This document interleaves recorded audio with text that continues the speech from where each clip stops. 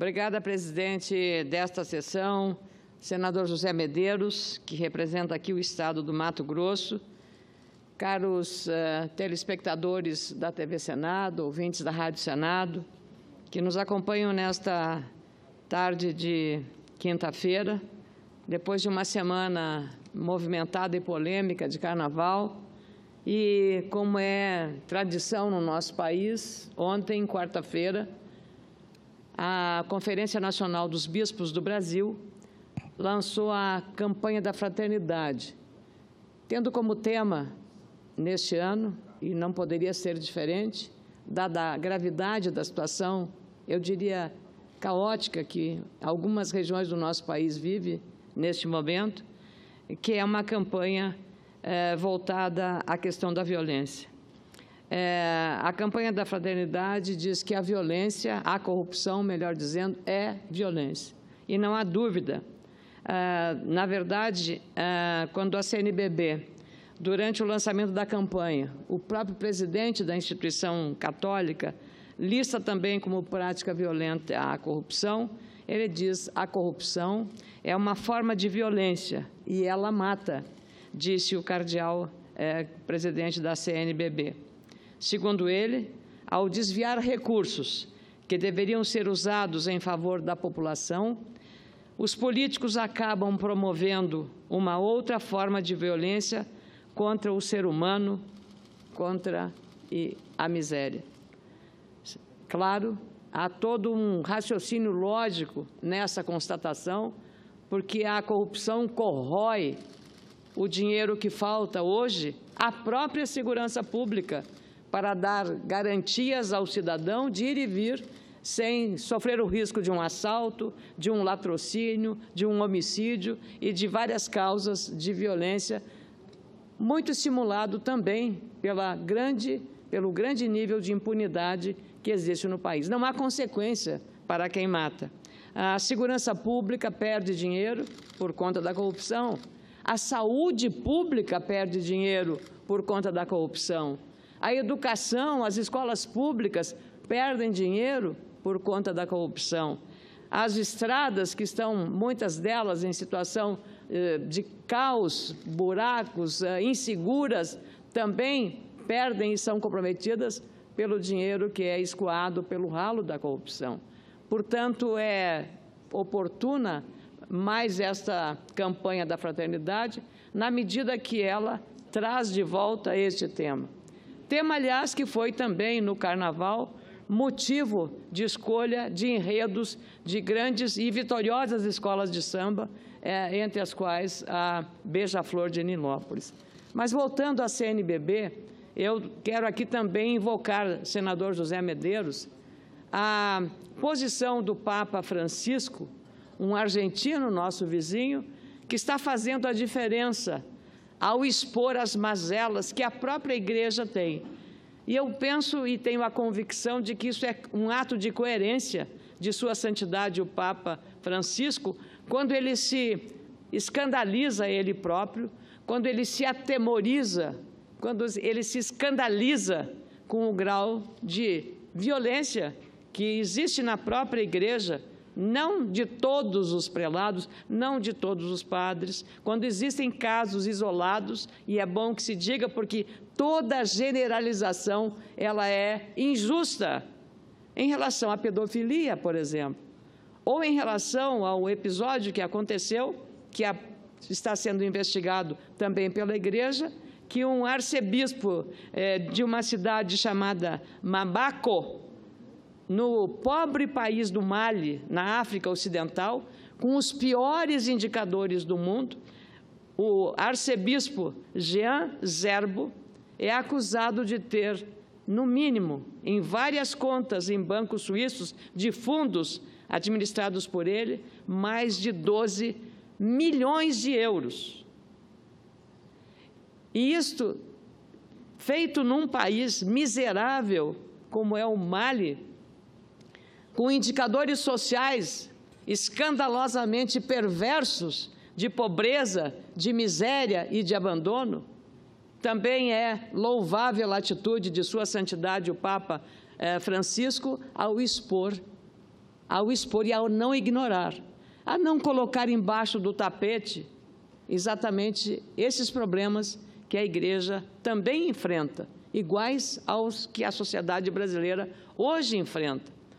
O importante é que as instituições, como o Papa Francisco, que é o líder da Santa Sé, aí no caso o Estado do Vaticano, mas é o líder da Igreja, da fé, da instituição católica, que ele reconheça, faça um pedido de perdão quando fala de todas essas mazelas, especialmente de uma forma de violência gravíssima, que é a pedofilia, que pega crianças, indefesas e incautas. Então, eu quero louvar aqui, não só a campanha da CNBB, mas também a atitude exemplar e coerente de Sua Santidade, o Papa Francisco, que também se alarma, que também se assusta e certamente deve orar muito para que essas mentes doentias, que existem não apenas na política brasileira, mas existem também nos prelados ou em autoridades da Santa Sé ou da Igreja Católica, também isso aconteça. Em todas as sociedades, onde estiver uma pessoa, onde estiver o ser humano, um professor de uma conceituada universidade dos Estados Unidos violentava as atletas que iam para competir nas maratonas, nas Olimpíadas, e agora foi exemplarmente condenado. E a juíza, quando deu a sentença final, disse: eu estou selando a sua pena de morte. E faço isso com júbilo. Talvez esta expressão júbilo não fosse apropriado numa sentença de uma juíza que deve tratar dessas questões de maneira, eu diria, imparcial quanto possível. Aquela pena nos Estados Unidos já é um selo de uma pena de morte para um professor que abusava sexualmente das jovens e atletas que participavam da Olimpíada, porque ele era o médico responsável exatamente pela saúde e pelo bem-estar daquelas moças. Então, nós estamos vivendo esses momentos, senador José Medeiros, e o Vaticano, ao trazer, e a própria CNBB, no caso brasileiro, trazer o tema da violência e da corrupção, dá uma grande contribuição a um debate mais amplo sobre todos os aspectos que envolvem a corrupção. Não é apenas a pobreza que gera a corrupção, mas é exatamente a falta de valores, a falta de princípios éticos e morais que está agraçando em nossa sociedade como uma doença, como uma epidemia que está assustando tanto quanto a febre amarela em algumas regiões do nosso país. Então, dizer e reconhecer que a corrupção é, sim, uma forma de violência, por isso, até na festa de Carnaval, a corrupção também foi alvo do enredo, foi o motivo do enredo de uma escola que foi campeã este ano, a Beija-Flor de Nilópolis. E eu queria relembrar aqui, meu caro senador José Medeiros, que há quase 30 anos, um dos carnavalescos mais conceituados dessa escola de samba, Joãozinho 30, que ousou, inclusive, fazer toda a decoração do Natal Luz lá em Gramado, da nossa Serra Gaúcha. Pois o Joãozinho 30, há quase 30 anos, fez um enredo que chocou o sambódromo. E que enredo era o do Joãozinho 30 naquela época? Qual era o enredo que ele abordava na escola que foi campeã? Olha só: ratos e urubus, larguem minha fantasia. Isso foi em 1989. E ele levou um Cristo, ele ia para a avenida, um Cristo, para se penalizar de tantas mazelas, mas por uma ação judicial patrocinada pela Igreja, aquele Cristo não pôde desfilar, não pôde fazer parte do carro alegórico que combatia pelo humor, combatia a corrupção. Então, a criativa ideia do Joãozinho 30 foi colocar um plástico negro sobre aquela imagem de Cristo e ali escrito uma expressão. E ele aproveitou também, naquele momento, para dizer que, mesmo proibido, olhai por nós. Foi a inscrição que estava naquela imagem de Cristo coberta com um plástico preto. Mesmo proibido, rogai por nós. ele fazia duas críticas à proibição e um apelo, uma oração a Cristo que rogasse pelos pobres e oprimidos. E havia até uma ala dos mendigos que se imaginou aquilo um pouco uma alusão da obra Os Miseráveis, de Victor Hugo, e que esses componentes mendigos, grande parte atores, chegavam a escalar os camarotes e roubar, fazendo a interpretação de um roubo, que seriam famintos roubando salgadinhos dos camarotes, onde era farta a comida e a bebida.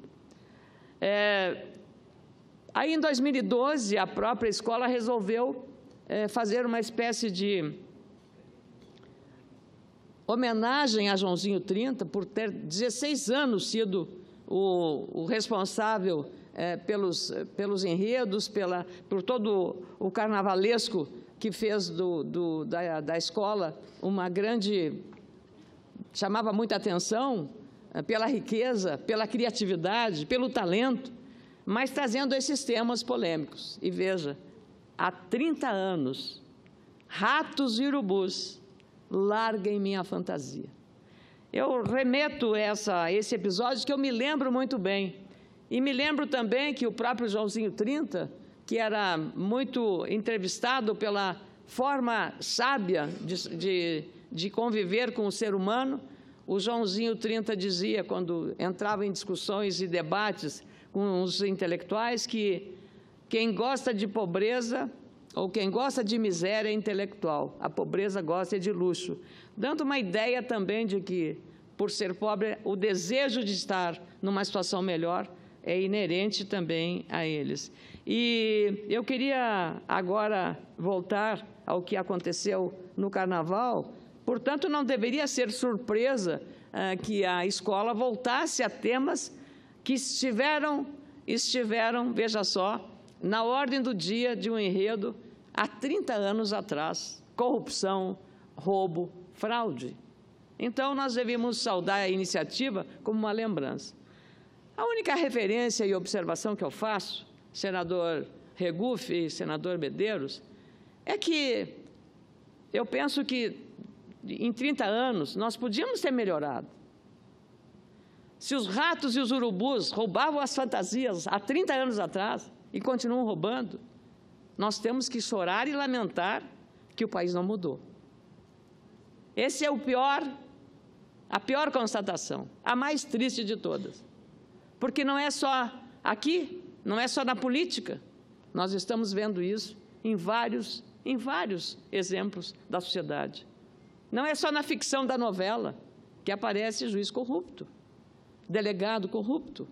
Não, nós estamos vivendo uma realidade dura, que a ficção, ou o humor, ou a fantasia, ou o enredo da escola de samba estão expondo novamente todas as suas entranhas, todos os seus defeitos, que nos machucam, pelo menos as pessoas que têm e que trabalham com honestidade.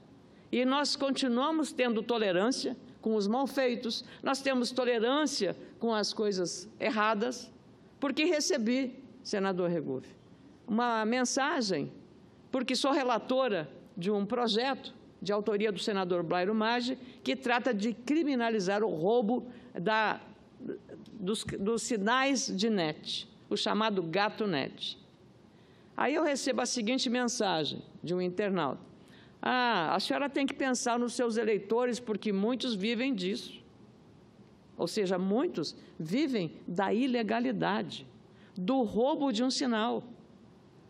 Então, a pessoa está me escrevendo, me dizendo que aquilo comprometeria o meu voto, porque eu estou criminalizando quem comete a ilegalidade, senador Medeiros. Aí eu respondi: tão sério quanto o gato net é o gato água, é o gato energia, a gambiarra, o roubo, o relógio adulterado para violar a água. A gravidade disso é porque o prejuízo depois é compartilhado por quem rigorosamente cumpre o seu dever, com as pessoas honestas. Alguém paga essa conta, ela não fica na conta da empresa concessionária, ela vai para a conta de todos, seja da água, seja da energia elétrica. a gambiarra, o gato da energia, o gato da água. E aí estão todos os níveis que estão dentro desse crime organizado. E eu respondi a este internauta: olha, quando a sociedade clama para que a classe política seja honesta, seja mais ética, não tenha corrupção na política, a sociedade precisa também, nos seus negócios, nas suas relações profissionais, em todos os momentos, precisa também dar exemplo. Ela precisa ser coerente. Como é que ela vai cobrar dos outros ética e honestidade se ela não pratica?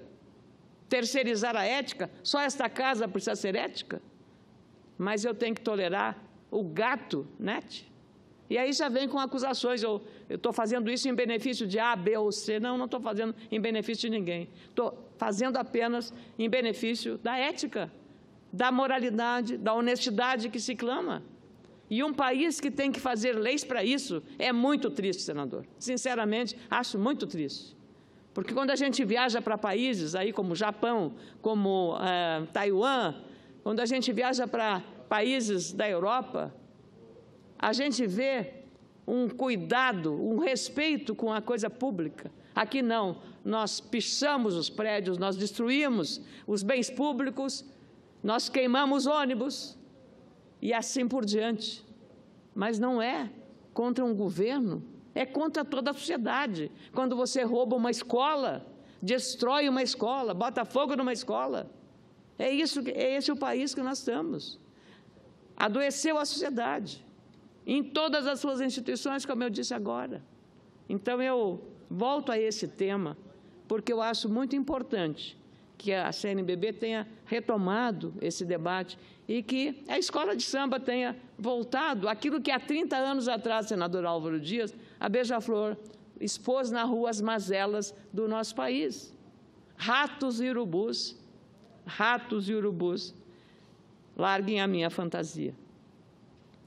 E eu queria só, voltando a esse dado, senador Álvaro Dias, o senhor que é da República de Curitiba, eu fiquei muito curiosa, ou perplexa, melhor a palavra, porque a Tuiuti, que fez um enredo com um grande discurso social adequado, em nenhum momento, nem a Beija-Flor, que voltou a falar da corrupção, nem a Tuiuti falaram da Lava Jato, que talvez nas últimas décadas tenha sido um sopro de esperança e de luz, exatamente de fazer com que, pelo menos, a justiça está sendo feita, não protegendo poderosos que foram para a cadeia e continuam alguns poderosíssimos na cadeia, independente do cargo, do posto que tiveram e da posição que tiveram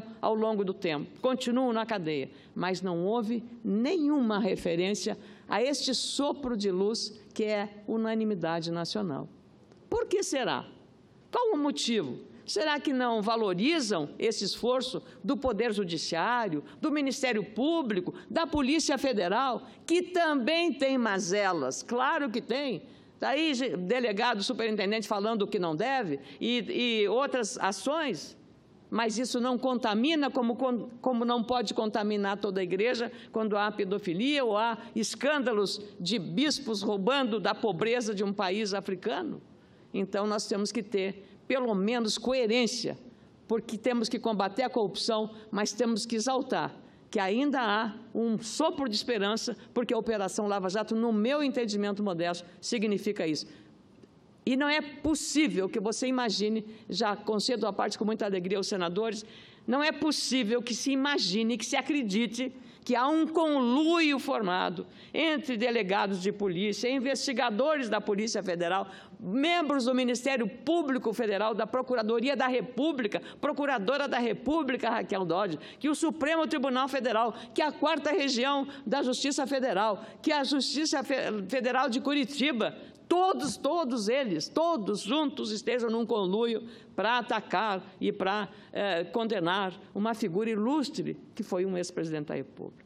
Será que isto passa na cabeça das pessoas. As pessoas acreditam no Brasil que é isso que está acontecendo. Com muita alegria, concedo a parte ao senador Álvaro Dias e ao senador Regufe. Senadora Ana Amélia, os cumprimentos pela exposição que faz, refletindo, eu imagino, a vontade majoritária desse país, que está vivendo, sim, em meio à decepção, à descrença que se generalizou, está vivendo avanços que devem ser considerados. Veja que a corrupção foi banalizada, talvez tenha sido esse o maior desserviço prestado à nação pelo governo do PT, a banalização da corrupção. Hoje, é enredo de escola de samba, no Carnaval, e enredo vitorioso. O combate à corrupção venceu no Sambódromo. O combate à corrupção venceu na Marquês de Sapucaí. Isso significa que a população brasileira hoje tem a exata noção das consequências da corrupção. As mazelas, as demandas sociais, as dificuldades imensas, o país mergulhado no oceano de dificuldades, certamente tem como matriz causadora a corrupção. É um avanço significativo e Vossa Excelência focaliza de forma correta a Operação Lava Jato. Não há como não aplaudir essa operação, não há como dar crédito a ela, não há como considerar a Operação Lava Jato o fato preponderante vivido no país neste momento. Sem a Operação Lava Jato, nós não estaríamos mudando esse país como, imagino, possamos estar nesta hora. Há no inconsciente coletivo um movimento de mudança irresistível, que certamente vai se tornar avassalador no processo eleitoral. O rompimento com esse sistema corrupto, né? Maldito sistema perverso, corrupto e incompetente. É o rompimento com esse sistema que está no inconsciente coletivo e certamente se tornará avassalador. Por isso, os cumprimentos a Vossa Excelência. Nós estamos verificando o que ocorre em outros países. Vossa Excelência esteve recentemente em Israel, também estive.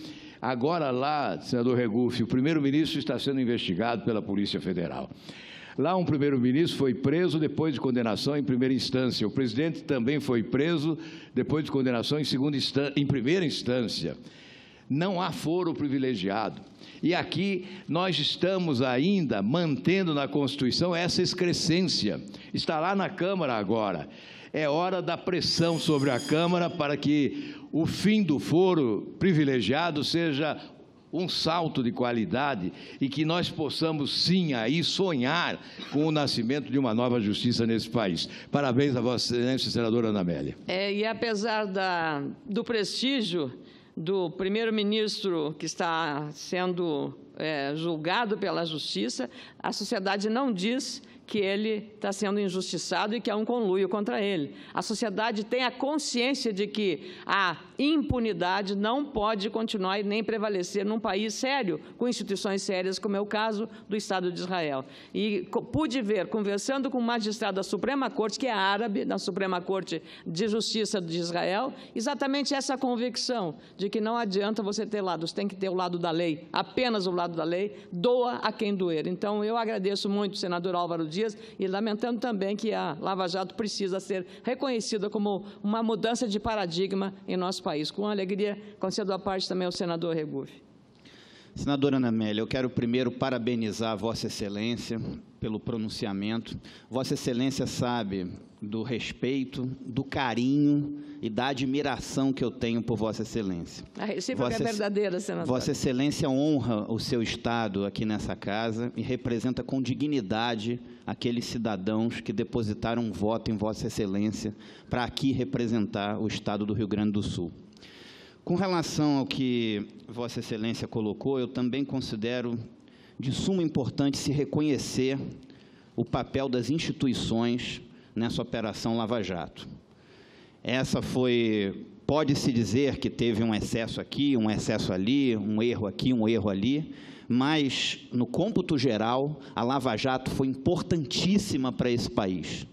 Hoje, se vê empresários que desviaram recursos públicos na cadeia, se vê políticos que desviaram recursos públicos na cadeia, e antigamente não se via isso. Então, é importante reconhecer o papel que a Operação Lava Jato teve nesse país. Eu, desde o início do meu mandato aqui, já fiz vários pronunciamentos aqui nessa casa sobre isso, e considero importantíssimo o papel da Operação Lava Jato. Se há erros, se há excessos, que punamos os erros e os excessos, mas nunca enfraquecer instituições que são importantes para o Estado Democrático de Direito brasileiro, para a sociedade brasileira. E com relação à indignação que Vossa Excelência muito bem colocou, eu vejo, às vezes, a sociedade, inclusive, reagir, às vezes de forma até inadequada, ofendendo pessoas nas ruas, etc. Onde é mais importante que essa indignação apareça é nas urnas. Eu espero, como cidadão, não só como parlamentar, que essa indignação apareça onde é mais importante que ela apareça, que é nas urnas em outubro. Porque não adianta ter toda essa indignação e chegar nas eleições e essa indignação não se refletir. Porque as eleições é o momento maior onde o eleitor pode chegar e dizer o que está pensando. Então, é muito importante que essa indignação toda se reflita onde é mais importante que ela apareça, que é nas urnas, fazendo a renovação e a mudança tão esperada pelas pessoas de bem desse país. Parabenizar Vossa Excelência pelo pronunciamento, como sempre, muito oportuno, com muita substância e com muita clareza. Muito obrigada, senador Regufe, pelo encorajamento e pelas palavras generosas, como sempre. Dizer, de fato, a arma mais poderosa do cidadão é o título de eleitor, mais poderosa. Agora, Vossa Excelência também tem razão, porque talvez aquele mesmo eleitor indignado, que levanta o dedo em riste para um político na rua, vá, no dia da eleição, tendo recebido no benefício desse mesmo político, votar nele. Ele, eleitor que levantou o dedo em riste para esse candidato. Esse que é o dilema, esse que é o drama, esse que é, eu diria, o ato da checar a consciência de cada um para fazer certo. E é nessa medida, senador, que nós, seguindo aqui uma ação popular, em que a igreja, a própria CNBB, também teve um papel muito relevante em apoiar a lei da ficha limpa. A lei da ficha limpa foi um grande fato, porque foi uma das primeiras grandes, depois da Constituição de 88, que abriu espaço para ação popular, de iniciativa popular, se transformar em lei. E foram milhões e milhões de assinaturas de brasileiros lutando pela ficha limpa, que a igreja teve um papel fundamental, como instituição que zela pelos princípios, pelos valores morais, pelos valores éticos. Pois sabe o que vão fazer, o que querem fazer alguns partidos ou alguns líderes com a ficha limpa? Exatamente isso aqui, senador. Isso aqui com a ficha limpa, vai ser isso aqui. Como querem fazer a mesma coisa, senador, com o Instituto da Delação Premiada, ou da Colaboração Premiada, que foi um instituto que veio no governo, louve-se, sancionado, criado por Dilma Rousseff. A ficha limpa foi o governo Lula, que foi acolhido e foi sancionado, sem vetos, com apoio de todos, especialmente dos partidos à esquerda. E, da mesma forma, delação premiada foi um instituto do governo Dilma Rousseff. E agora querem rasgar não só aquela iniciativa popular da ficha limpa, mas também encontrar algum caminho, algum desvio, algum atalho para que ela não seja respeitada na sua integralidade. Então, isso tem a ver com o processo eleitoral deste ano e por isso que eu chamo a atenção desse aspecto. Muito obrigada, senador José Medeiros, pela aquiescência do tempo. Agradeço muito a contribuição valiosa, desejando que a parte do senador Álvaro Dias, o mais votado senador do Paraná, historicamente mais votado nas últimas eleições, o senador Regufe também, que tem um prestígio notável no Brasil, mas pela sua ação aqui, de economicidade no mandato. Também, muito obrigada pelos apartes. Quero que os dois sejam inseridos no conteúdo do meu pronunciamento desta tarde, de quinta-feira, pós-carnaval. Muito obrigada, senador José Medeiros.